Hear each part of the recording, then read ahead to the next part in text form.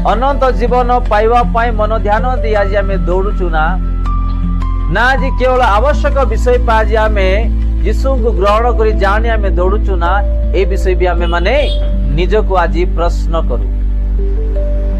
जदि आम प्रश्न न करिबा निज को न सजाड़िबा ताले आम माने किछि भी नाही। आम यीशुंकर निकट को को मन को भावना को आलोचना को आशा नहीं कि आसुचु निज को भी आम प्रश्न करू। आउ केमिति आमे तांको नाम रे बंचुचु चालुचु आज आम निज को प्रश्न करू।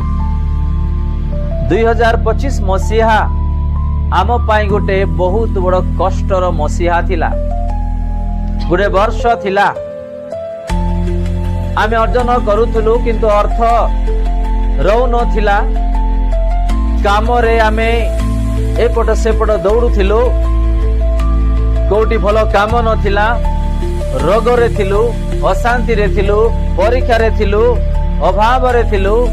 किंतु प्रभु से बीती जाइथिबा वर्ष को आम मानकु कौन कले सबरु मुक्त करी नुआ वर्ष को आनिछंती।